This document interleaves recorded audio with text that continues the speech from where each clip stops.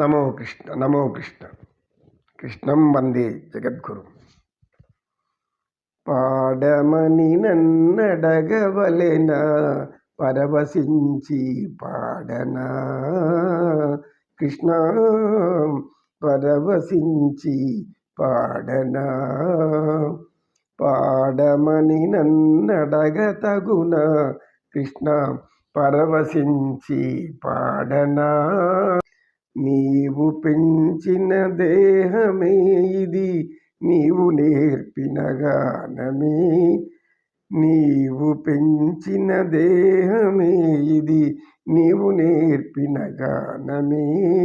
నీకుగాక వేరెవరి కోసము పాడెదనయ్యా.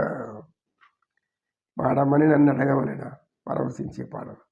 నువ్వు అడగకముందే నేను పాడతాను పరమాత్మ నీకోసం ఎన్ని పాటలైనా అని భక్తులు వేడుకుంటారు. ఆయన గురించి పరమానందంతో ప్రీతితో పాడుకుంటారు ఆయన యొక్క కీర్తనలు. ఇప్పుడు పరమాత్మ గ్రామస్తులు అడిగినప్పుడు ఆయన ఇంకొకటి చెప్తాడు. అతి ముఖ్యమైనటువంటి ఈ ధర్మసూత్రము ఎంత మన వేదజ్ఞానంలోనూ ముందు సనాతన ధర్మం అని చెప్పుకునేటప్పుడు ప్రతిసారి ప్రతి ఒక్కరి నోట్లో సనాతన ధర్మం అనే మాటలు వినబడుతూ ఉంటాయి. అయితే ఈ ధర్మం తెలుసో తెలియదో మనకు తెలియదు. ఏమిటంటే ఆయన ఏం చెప్తా అంటే, పసిప్రాయంలో ఉండే పిల్లలను వదిలి వాళ్ళను కొట్టడము, హింసించడము, తిట్టడము ఎంత పాపకర్మమో అంత పాపకర్మం. ఆ వయసులో వాళ్ళకి ప్రేమ అందించుకుంటా వాళ్ళని దూషిస్తూ ద్వేషిస్తూ వాళ్ళ విషం నింపుతూ వాళ్ళని కొడుతూ తిడుతూ ఎవరైతే ఉంటారో, తల్లిదండ్రులైనా గురువులైనా పెద్దలైనా, పసిపిల్ల ప్రాయంలో వాళ్ళకి పాలు తేనె వెన్న నెయ్యి లాంటి హృదయాలను చిదిమి వేయకండి. వారిని ఎంత ప్రేమగా చూసుకుంటే భగవంతుడు మిమ్మల్ని అంత చల్లగా చూసుకుంటాడు. వారిని మనోభావాలను దెబ్బతీయకండి. వాళ్ళకి ఏది ఇష్టమో అది తెలుసుకొని చేయండి. నచ్చ చెప్పండి. తప్పుదారిలో వాళ్ళు, ఎందుకంటే స్నేహధర్మాలలో కొన్ని పొరపాట్లు చేస్తూ ఉండవచ్చు. అలా పోనీయకుండా మంచిగా చెప్పండి, మంచిగా మార్చండి. వింటారు వాళ్ళు. మంచి కథలు చెప్పండి, పోల్చి చెప్పండి. ఇదిగో ఆ వ్యక్తి ఇలా ఉండడం వల్ల ఇలా అయ్యాడు, గొప్పవాడయ్యాడు, ఇలా అయితే అలా అవుతాడు. ఒక వ్యక్తి సద్బ్రాహ్మణుడు, ఆ బ్రాహ్మణుడు తన బిడ్డలను ఏం నేర్పుతాడు? తన బ్రాహ్మణత్వం నేర్పుతాడు. అంటే ఏమి? వేద విద్యము, వేదాంగాలను చదవడము, వాటిని పఠించటము, అదేవిధంగా పౌరోహిత్యము, తాను చేయవలసినటువంటి తన కుల ధర్మాలను వాళ్ళకి చెప్పి నేర్పిస్తాడు. అది ధర్మం. అలా నేర్పేటప్పుడు ఏం చేయాలి? ఎంతో ప్రేమగా, ముద్దుగా, ముచ్చటగా ప్రేమిస్తూ చెప్పాలి. అది అక్కడ ఉండవలసింది. దూషణ భూషణ తిరస్కారాలు ఉండకూడదు. వారి మీద చేసుకోవడం ఉండకూడదు. ఇలా ప్రతి కుటుంబంలో కూడా బాల్యంలో ఉండే బిడ్డలను దైవతలను చూసుకున్నట్టు చూసుకోకపోతే వాళ్ళని అంటుకునే పాపం ఎంత పాపం రా అంటే మహాపాపం. ఇది మొదటిది. రెండోది ఏం చెప్తాడు? వయసు వచ్చిన తర్వాత తల్లిదండ్రులు తనను ఏ విధంగా తీర్చిదిద్ది గొప్పవాళ్ళని చేశారో, ఆ తల్లిదండ్రుల పట్ల ప్రేమ వహించకుండా ఇంకా ఏదైనా వ్యామోహంలో పడిపోయి తల్లిదండ్రులను కానీ సరిగా పలకరించుకుంటా, అమ్మ బాగున్నావా, నాన్న బాగున్నారు, ఎక్కడున్నా, ఎలా ఉన్నారు, ఏం కావాలి, మీకు ఏమి శ్రద్ధ కావాలి, ఏమేమి అవస్థల మీద ఏమన్నా బాధలు ఉన్నాయా, దూరంగా ఉండవచ్చు. ఉద్యోగరీత్యా, ధర్మరీత్యా, వాళ్ళ యొక్క సంసార బాధ్యతల రీత్యా దూరంగా ఉండవచ్చు. కానీ తల్లిదండ్రులకు ఏం కావాలనో, వాళ్ళ అవసరాలకు ఏం కావాలో తెలుసుకొని వాళ్ళను నిత్యం పలకరిస్తూ వాళ్ళని ఎటువంటి కష్టము నీకు రాదు మాటలు చెప్తే చాలు. చేయాల్సిన పని కూడా లేదు. ధైర్యాన్ని ఇస్తే చాలు. ఎందుకు? వృద్ధాప్యం అంటే మీ మరణానికి సమీపం, మరణానికి దగ్గర కాబోతున్నటువంటి వృద్ధులు. అటువంటి వాళ్ళను ఎలా చెప్పాలి? నీకేమీ కాదు, మేము ఉన్నాం. ఏమీ కాదు, మేము ఉన్నామనంటే కొంతకాలం బతికేవాడు ఇంకొంచెం ఎక్కువ కాలం బతుకుతారు. ఏమి? బిడ్డల మాటలు, బిడ్డలు ఇచ్చిన హామీలే ఆ తల్లిదండ్రులకు ప్రాణాన్ని పోస్తాయి. ఆ యొక్క ఆత్మవిశ్వాసాన్ని పెంచుతాయి, మనో నిగ్రహాన్ని పెంచుతాయి. కాపాడుతాడు మన బిడ్డ అనే ధైర్యం ఉంటుంది. భగవంతుడితో సమానంగా అక్కడ చూడాల్సి వస్తుంది. అదేవిధంగా ఏ భార్య అయితే భర్త తప్పులను సమర్థించుకుంటే ఇది తప్పు అని చెప్పి మార్చుకుంటుందో అటువంటి భార్య ఉన్నతమైన భార్య. అటువంటి ఉన్నత గుణాల భార్యలను విడిచిపెట్టి వేరే వేరే వ్యామోహాల్లో పడిపోతే అది కూడా మహాపాపం అంటాడు శ్రీకృష్ణ పరమాత్మ.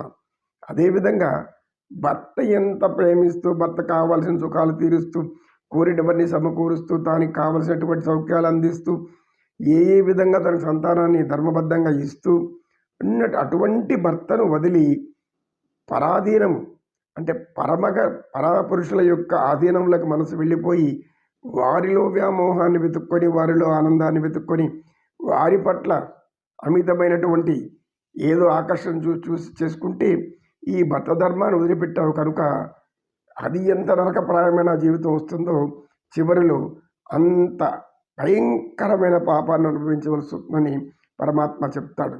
అంటే ఇక్కడ మనకు ద్వాపరంలో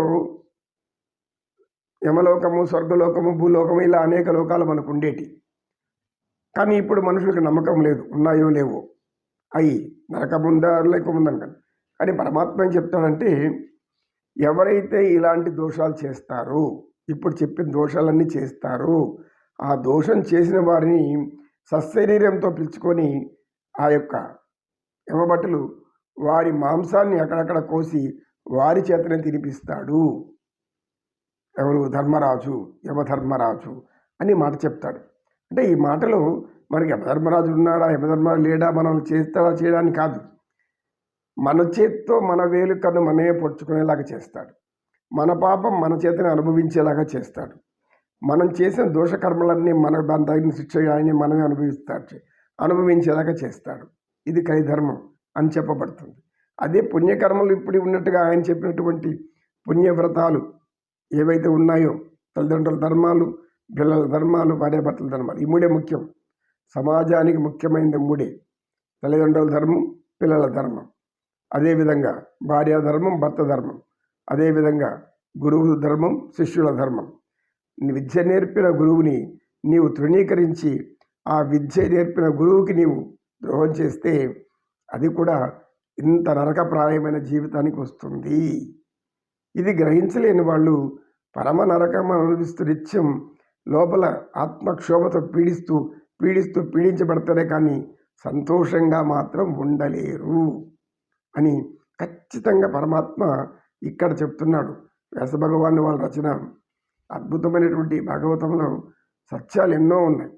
శ్రీకృష్ణ పరమాత్మ ఏదో వచ్చాడు, రాసలీలలు చేశాడు, 16,000 గోపికలతో ఆడాడు, ఇంకా ఎవరెవరో ఏమో చేశాడు, ఇని అవాకులు చెవాకులు పేలేటువంటి దుర్మార్గులు ఎంతోమంది ఉండొచ్చు. పరమాత్ముడు చెప్పే ధర్మాన్ని తెలియకుండా పోవచ్చు. ఏదైనా అనుభవం పోతేనే కదా అనుభవం వస్తుంది. నిప్పు కాలుతుందని మనకు పెద్దవాళ్ళు చెప్తారు.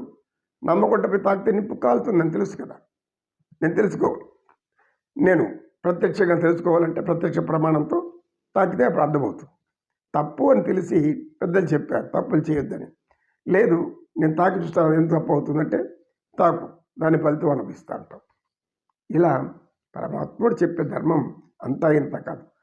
శ్రీకృష్ణుడు ఈ యొక్క భాగవతంలో ఆయన ధర్మ సూక్ష్మాలలో ఉన్నటువంటి అనేక రీతులను చెబుతూ సుఖాలేవి దుఃఖాలు ఎందుకు పరిగణిస్తున్నాయి, సుఖాలు ఎందుకు కొందరికి అందిస్తున్నాయి ఆనందాన్ని అనే విషయం చాలా స్పష్టంగా చెప్తారు ఆయన. ఇంతకు మించి మనకు చెప్పగలిగే మహానుభావుడు భగవద్గీత బోధించిన గీతాచార్యులు. భాగవతంలో ఆయన అనుక్షణం ప్రతి క్షణం ధర్మమే చెప్తా వస్తాడు. ప్రతి క్షణం సత్యాన్ని నిరూపిస్తాడు. కంసుడు దుర్మార్గం చేశాడు, చచ్చాడు, సత్యం కదా. తప్పు చేస్తే చావు తప్పదు. ఎలా చావు? అర్ధాంతరం చావు. భగవంతుడు ఇచ్చిన శరీరం భగవంతుడు ఇచ్చినకపో తీసుకెళ్తాడు. అంతకుముందే అర్ధాంతరంగా నరకయాతనలు అనుభవించి నిత్యం భయకంపితులై చనిపోయాడు కంసుడు. కనుక ఇప్పుడు ఎలా జరిగింది? నీవు జీవితాంతం సుఖంగా ఉండవలసిన నీ జీవితం అనుక్షణం భయంతో ఎప్పుడు కృష్ణుడు వస్తాడు, ఎప్పుడు చంపుతాడు, ఇదే పాపం చేసిన వాళ్ళు అయితే ఏమనుకుంటారు, మన పాపానికి కర్మ ఎప్పుడు అనుభవించాల్సి వస్తుందేమో అని లోపల అనిపిస్తుంది. ఏముందిలే, పాపం లేదు, పుణ్యం లేదు. అనుభవించేటప్పుడు అయ్యో ఈ పని ఎందుకు చేయవలసి వచ్చింది, నాకు చేయకుంటే బాగుండేది, మానవులందరూ ఒక్కటే, తోటి మానవులు నేను మానవుడిగా ఎందుకు చూడలేకపోయాను అని ఏడవాల్సిన సమయం వచ్చినప్పుడు ఏడవ తప్పదు అంటాడు పరమాత్మ.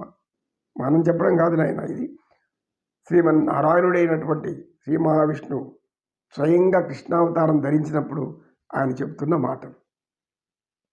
చెరసాలలోని తల్లిదండ్రులను విడిపించినాక వాళ్ళకి చెప్తున్న ధర్మరీతి ఇది. తల్లిదండ్రులకు ఈయన ధర్మరీతి బోధిస్తున్నాడు. ఎందుకు బోధిస్తున్నాడంటే వాళ్ళు మాయలో ఉన్నారు కనుక.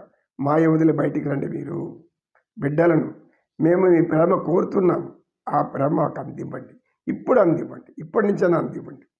ఇంతకాలం పసివయంలో ఆ తల్లిదండ్రులు పెంచిన తల్లిదండ్రులకు ఇచ్చాం. ధర్మం అంటే శ్రీకృష్ణుడే. ధర్మానికి మారు రూపం, సత్యానికి ప్రతిరూపం, సర్వం తానైనటువంటి పరమాత్మకు నిత్యం మనం పూజించుకుంటూ ఉంటే తప్పితే ఈ జ్ఞానం అంత సులభంగా అవ్వదు. నమో కృష్ణ, నమో కృష్ణ, కృష్ణం వందే జగద్గురు. ఆయన చివరిగా చెప్పే మాట, మంచి గురువుని హింసించవద్దు, మోసం చేయవద్దు. అదేవిధంగా మంచి శిష్యుణ్ణి నీవు పక్షపాతంతో చూడవద్దు, వివక్షతతో చూడవద్దు. గురు శిష్యుల ధర్మం అది. గురువు పక్షపాతం లేకుండా, భేదాభిప్రాయం లేకుండా, తనవాడు పరవాడం లేకుండా విద్య బోధించాలి. అదేవిధంగా శిష్యుడు గురువుని దైవములాగా భావించి ఆయనకి సేవలు చేయాల్సింది చెయ్యాలి. ఇవన్నీ ధర్మ సూక్ష్మాలే, తప్పితే కష్టాలే. గోవింద అబద్బాంధవ ఏడుకొండలవాడ వెంకటరమణ గోవింద గోవింద. నమో కృష్ణ, నమో కృష్ణ, కృష్ణం వందే జగద్గురుం.